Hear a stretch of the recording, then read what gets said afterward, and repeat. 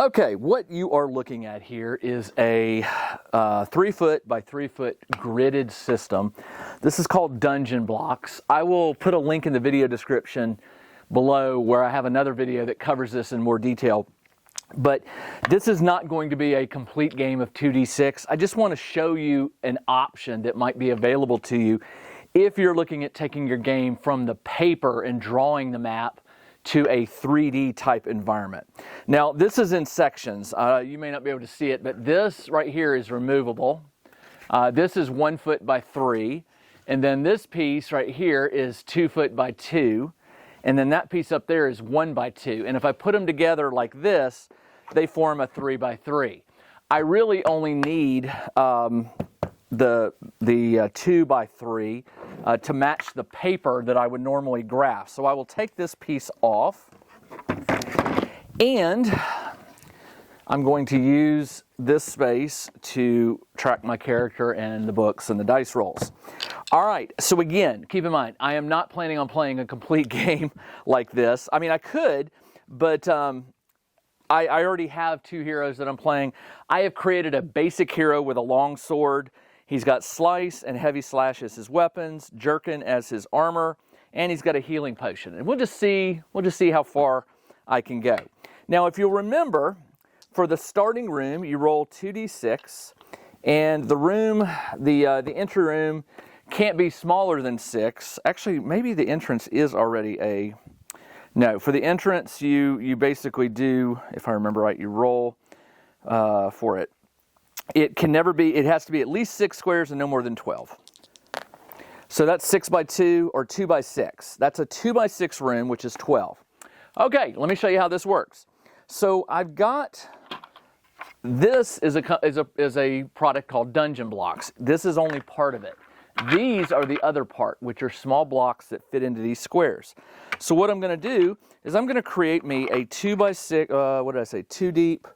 No, it's a 2 by 6 this way. All right, so it's a room that goes 2 wide along the x-axis, and it's going to go 6, or 12, excuse me, 6 this way. So it's 2 by 6, and there is my entry room. And it always has 3 corridors branching off. So what I'll do is I'm going to put 1 here, I'll put 1 here, and I'll put 1 here. Think you can see those? And the fun part about this is, give me just a second, I have a hero who will be moving through the dungeon. Now, in a normal RPG or a war game, you would move 1 inch at a time, and these are slightly bigger than 1 inch by 1 inch. But I'm just using it to track where my hero is. My hero is right here, and we will go, let's go through this corridor right here. So I roll the dice, and I rolled a big room, 6 by 5. That is a 30 square room. Now the downside to using this, this method is that you've got to build out the rooms tile by tile. Now if you're crafty, if you're really crafty, you could probably come up with a way to print or glue these tiles together in a certain way that they would stick together. So let's go ahead and make this 6 by 5. And it's 6 this way, so 1, 2, 3, 4, 5, 6 by 5. 1, 2, 3, 4, 5. All right, so what I've done here is I have placed the corner tiles, and I do this when I play the game. I usually do this just with my graph paper. I draw the corners, then I roll for number of exits. Let me re-roll that. There is 1 exit, so I will place 1 exit here, and then I'll fill it in. And this is the part that's a little time consuming. And I may edit this part out of the video so that you don't have to sit there and watch me build a 6 by 5 room. But it's kind of cool because when all is said and done, when I'm done with this dungeon, I will be able to take a picture of it from above, and it'll look nice and neat and pretty, and it'll have doors and columns and all kinds of details. Now, the Dungeon Block system, it's not mine. It does come with a lot of add-ons. It comes with doors. It comes with pits. It comes with water fountains. It comes with cages. All the things that the traditional 2d6 dungeon uses. Now let's roll and see what this room is, and it's a level 1, so we'll go to the level 1 table, and it's a normal size room, so I think that's page 41. It is. Nope, 42. 42. And we roll. Green is high. Oh, a 6-6. Okay. 6-6 is a stove room. To one side is a hot stove, some chairs, and a large muddy rug and a clay tankard. Now, I have other terrain that I've used in RPGs. I could throw down some chairs and some rugs and things and make it look really worthwhile. And if I were doing this long term, I would probably do that, because what I want to do is when the dungeon is over, I want to take a picture of it so I have level 1 and all the accessories and things like that. But since I don't have it, that's okay. Now, the stove room says it has wooden doors. So what I'm going to do is I have doors, and here's one right here. And all I'm going to do is I'm going to take this corridor, and I'm just going to add on a door. All right? And it says it's a wooden. Let's see if it's locked. No, 5 is, I believe, reinforced. I have the little cheat sheet card somewhere. What did you do with it? Nope, that's not it. I'm pretty confident that a 5 is just reinforced, or 6 is all doors. So that door is unlocked. Now, what I could do is I could just put a 1 there to indicate unlocked. A 6 would be locked. Or I could maybe print out some little things to put on top of the door to indicate to me that the door is locked. You could do whatever you want. But because it's unlocked, I don't have to worry about it. I just won't even put anything. If it turns out to be locked, probably what I'll do is put a 6 there to indicate it's, or I'll roll for the level of the door, the lockpick, right? And put that there. Now that we know what the door is, let's see. It says 2 people jump up and attack. Roll on L1G-1 and L1M-1 after roll. Okay, so just because I'm wanting to demo this system to you, combat, I would normally pull out their cards, roll for I would move into this room. I could go so far as to put 2 miniatures on here to represent the enemies, do the combat, and then when the combat is over, I'm done. And I say, okay, I got the treasure, did all that. Let's go through this unlocked door. And let's just keep going. I'm not wanting to play a full game here. I just want to show you how I would incorporate this 2d6 game with this dungeon blocks system. All right, so I rolled a 2x6 again. That's this. So this is what I wanted to show you. I have tiles in different colors. There are, and I'll put some close-up photos of this so you can see. These are stone blocks. These are like rocky, really gritty surfaces. These are smooth and with some cracks. So what I'll do is I will put a 2x6 room here, and we'll roll for doors, and we'll just continue on. And I do, believe it or not, I do have a block that has a set of stairs going down, and I would use that for the for the stairs to the next level. All right, so we have a room. Let's see, how many doors are there? I'll re-roll that. There's just a single door. I'll put that door right here. Where do I want to put it? Let's see. Let's put it right here at the very end of the room. So I put it right. Hold on. So I can put it like that. There is a door. I don't know yet what this room is, so we'll roll for it. Page 43, 42. We roll for the room. It is a 6-1. A 6-1 is an apothecary. I must face an apothecary here. The door is random. So we come up here to the random table. Now here's the interesting part. There are different blocks. This is a wood door. There are iron doors. There are doors that are barred. There are doors that you can see through. All kinds of things. 5-4 is an archway. So I would replace this door with just a single tile to indicate that it is an archway. And we can continue forward. So that's the only way we can go. Let's go through it. A 3-3. Now if you'll remember as long as it's not a 6-6, if you roll doubles, you have to roll 2 more dice and add them. So it's going to be a 6-7, a 6x7 room. Hang on a second. Now, I do have a lot of the gray stone tiles, the kind like this. But because I want you to see the possibilities here, I can show you all the different colors. So what did I say? It was a 6x7. All right, let's bump this one up against the wall. 6 this way. 1, 2, 3, 4, 5, 6. And what I should have done was put this on a swivel, but that's okay. And then 7, let's go up here. 1, 2, 3, 4, 5, 6, 7. So I've got a large room. Let's see, how many exits are there? Just a single exit. So we could put that exit. I use the door as a temporary holding spot until I determine the room. Now for a giant room or a large room, it's a different page. It's page 40. What is it? Large rooms. I think it's page 40. Large rooms, level 1. So you roll 2d6 and you add them. That's a 5. This is a penitentiary. I can never say that right. The northeast corner is being used to hold captives. So, like I said, there are blocks that you can print to make cages and prisons. I could build the prison right there. There are whips and knives on a table. I have a block. Let me find a table here. So I have a table that I could put in here. The floor is covered in bloodied straw. I don't have that. So, and it says it's reinforced doors. So instead of the wood, what I would do if I had one, I haven't printed it yet, I would use the iron door, and then let's see if it's locked. I'm going to re-roll that. It's not locked, so it's unlocked. How fortunate, right? I did roll a 5, and I think that would have been locked, but it was outside the box, so I'm re-rolling it.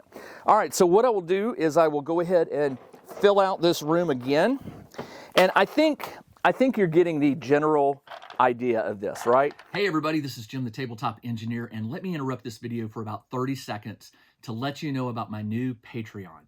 It's just $2 a month, and all of my patrons get access to all of my videos that normally appear on YouTube, but they get them a week earlier than normal. I also have a number of games that I play privately that only my patrons have access to. In addition, once a week, we do a live miniature painting session. You come online with me and we paint and chat. I also do a once a month live chat session. We talk about anything and everything. If this sounds of interest to you, check the video description below. There's a link to my Patreon. Like I said, it's just $2 a month, and what those extra funds allow me to do is make more videos, and that's what I want to do. So I hope you'll consider joining me as a patron, and now let's get back to the video. Right? You could just keep building your room using these blocks. Now, in the other video where I introduce this product and talk about it, I do talk about some of the drawbacks, and you may already have determined some of the drawbacks. One of them is you got to print out a lot of tiles. Now, when I found this system, I really, really liked it, and I saw a lot of potential in it for the various war games I play, and for games like 2D6 Dungeon, games like 4 Against Darkness, anything where you're building a procedurally generated room totally would work. And so one of the drawbacks is you got to print a lot of tiles. Another drawback is exactly what you're seeing here. It takes time. You got to put all these tiles in, right? And that, if you're playing a game with friends, or if you're the dungeon master and you're having to put all these tiles in, that could get really bogged down. But if you're playing a solo game, are you in a rush? I mean, I'm not. So there we go. I have my 6x7 room, and let's see. I fought the monster. So far I've only rolled single doors. Let's go through that door and see what happens. Let's do a few more and then we'll wrap it up. It is a small room, a 3x2. So for that I could use, I don't know, I got purple tiles. So the purple, 3x2. So 1, 2, 3 by 2. All right, so we're in this room, and this is an example of a small room. And it's a totally different table. It's usually, I say usually, I find that the small rooms are usually some sort of shrine.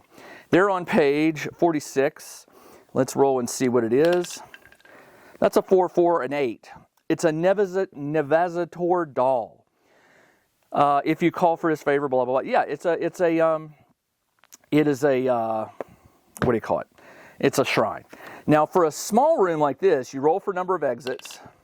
There are 2 exits, and they are always corridors. So what I could do here is I could put one going north and one going south. And as I'm going, I just keep rolling and building the rooms. Now, that's a corridor. That's interesting because since it's a 1, 3, I just add them. I know how many tiles I need. It's going to go 3 over and 1 down. So 1, 2, 3, and then 1 down. And I'm not moving my mini, so my mini's here. And let's see where this corridor goes. It goes to a 3 by 5 room, all right? And this will be the last room. So a 3 by 5. 1, 2, 3. 1, 2, 3, 4, 5. And I roll for number of doors. That's 2. So once again, I could, as placeholders, I'll put a door here and maybe a door here, right? And then fill out the rest of the room, roll up what it is, fight any monsters, get any loot, and keep going. Now, the basic game, if I remember right, it tells you to play on a certain size grid. And I can't remember what that is. I'll look it up real quick. But this is close enough. This is 3, it's 3, 1, 2, 3. What is this? 1, 2, 3 times, no, hold on. It's 6. 18. This is 18 this way, all right? 2, 4, 6, 8, 10, 12, 14, 16, 18. And I do have that bigger piece that I could throw in here to make it a little bit bigger. But it says it should be at least 20 by 20. So 2, 4, 6, 8, 10, 12, 14, 16, 18. I'm a little short, but it goes 28 that way. So 20 by 20 is 400 squares, and I easily have 400 squares. I've got what? 2, 4, I've got 18 by 28. That's almost 30 times 20. That's almost 600 squares.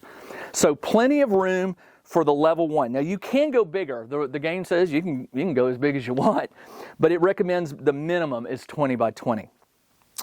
How would I continue this? Well, probably if I rolled a corridor, which I just did, I would just link this. So I rolled a corridor, which is 1 by 6. So it's going to go 6 this way, but there's only 3 spaces. So I would just throw on some tiles, and now it loops back on itself. One of the things you could do, I'm not going to, you could print some tiles in a certain color, and you could fill in this area, this negative space. It's a lot of work. It's a lot of wasted, not wasted. It's a lot of printing. Whether you might think it's a waste, I probably would not do it, but you could easily fill in all this negative space with some tiles, so that when you're finally, make them white. I don't know, make them some color, make them black, so that they cover the holes. But the idea is that when you're done, you would have this nice photograph of your dungeon as it's being built out. So there you go. This is the dungeon block system. I will put some more information about it in the video description below. I am not affiliated with this company. I have purchased all of their different sets. That reminds me, this is called the Ultimate Dungeon Set, and it comes with not just tiles, there's walls. I haven't used the walls. I guess I could have, because you're looking at it top down. I typically don't use the walls when filming from the side because they obstruct the view of like the miniatures and things like that. But there are walls. There are columns. You could pretty up your room, make it look more dungeony by putting in some columns here and there. The room descriptions are pretty good. They'll tell you what's in a room, but if you lack something, you could always, here, I'm going to put a fountain right in here in the center. And, trying to rush and not taking my time. So I've got a fountain there in the center. It makes it eye-catching, right? I've got columns with chains. I've got bags of loot. I've got torches, sconces with torches, tables, all kinds of neat stuff. And each of the Each of the sets comes with about 100 to 150 tiles. And I say sets because this is the Ultimate Dungeon set. They have another one called Ramparts and Ruins. It allows you to make castles and ruins. I mean, drawbridges and battlements and things like that. They have another two that are called Medieval Town 1 and Medieval Town 2. So roughly 300 different tiles. Those allow you to build out a town. I mean, there's merchants and there's buildings and there's fountains and gates and walkways. It's just incredible. Let's see, what else do they have? They have a graveyard one. Graveyard one is really cool. You can build out a huge graveyard to play war games in, or your RPGs or whatever. But the Ultimate Dungeon set is really sort of like, it was the first one they released, and it really is the one that I believe is most useful to a 2d6 dungeon player. Because as you can see, the town pieces probably would not be all that useful. Now you could build a town and film it. If you wanted to do a video series, you could have a town and you could take your hero to town and move him around and have him visit the store, the tavern, and have him go to the temple and have him go to the shop and things like that. But will I use this for my own 2d6 game? I don't know. It depends on feedback from y'all. Probably not. I enjoy the paper. I enjoy it because it makes the game go quicker. But if I was just playing this solo and I wasn't filming videos for other people to watch, and I was just doing it for my pure enjoyment and maybe posting some pictures on a Facebook page or something like that, I could totally use this. I think this would be fun. It would make the dungeon look a little more appealing than a flat piece of paper with just hand-drawn doors and walls and stuff. But this is it. Dungeon blocks, and again, I'll put a link to the product in the video description below, along with some other information. All right, if you have any questions, post them. I'll be happy to answer them. Again, there's lots and lots of tiles. You have not even seen a tenth of what is available for the Ultimate Dungeon set. I will try to remember to put a link in there. There's a PDF you can download for free, and it will show you all the blocks in the Ultimate Dungeon set. And I know there are PDFs for the other sets as well, so you can go and see what you get before you buy it. Now, obviously, the elephant in the room, you need a 3D printer, right? To print at this scale is going to take a 3D printer. You're going to be printing things like this. This right here is a 3x3. This is the basic building block of this set. What you're looking at, these right here, are nothing but bunches of these I 3D printed and then super glued down onto some wood. And then I spray painted them black because they were different colors. I had tan and gray and black and all kinds. So I painted it so it all looked consistent. But this is it right here. These do come in like 2x2, 3x3, 4x4. I basically did the math and figured out how many I would need, and 3x3 was the one that worked best. And because these are slightly bigger than an inch, this is slightly bigger than 3 foot by 3 foot when I put all the pieces out. But it's close enough, and it gives you plenty of room to maneuver your minis. If you play RPGs or war games, man, let me tell you, this is a really, really cool system to have. Again, it just takes a while to 3D print all the tiles. I currently am printing, and I'm not in anywhere close to stopping. What I'm doing is when I play certain games, war games, when I find I need something, I go look for a tile and I print out maybe 3 or 4 or 10 of them, paint them up, and add them to my bunch.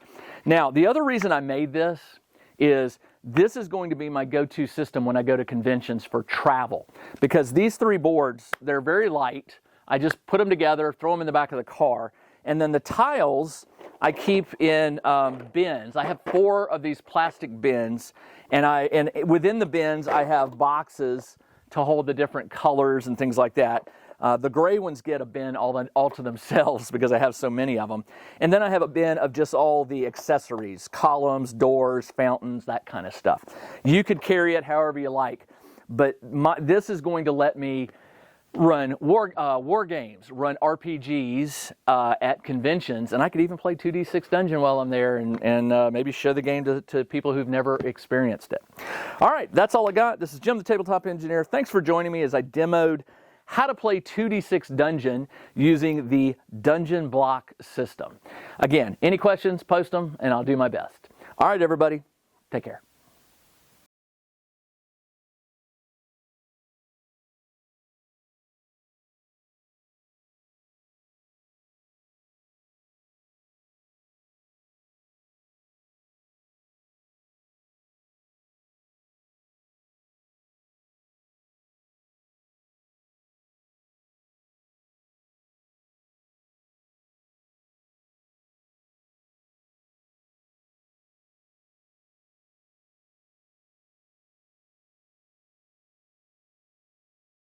Check out the new RPG and Wargame newsletter.